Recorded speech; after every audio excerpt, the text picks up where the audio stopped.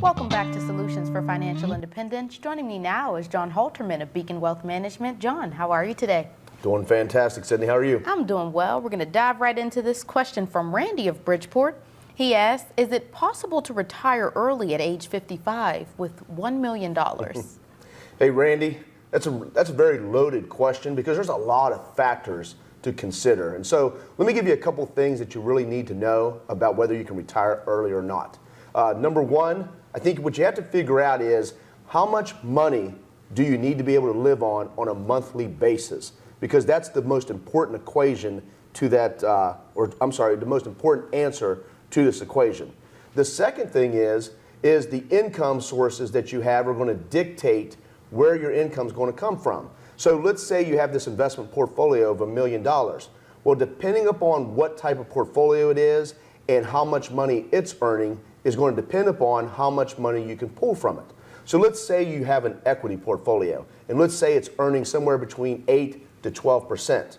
Well, in that type of situation, you could pull 4 to 5% from that portfolio.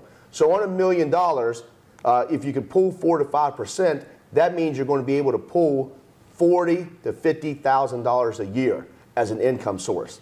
Now at age 55, you may have other things such as a pension, you may have business income or rental income, but you have to look at all those factors and say, okay, will those things provide the income that I need on a monthly basis? And if it does, then it'll give you the financial independence that you need to be able to retire.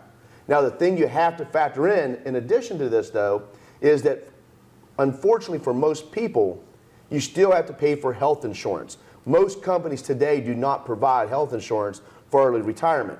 And so for a couple at age 55, that could cost you around $1,500 a month. So that has to be factored into your expenses.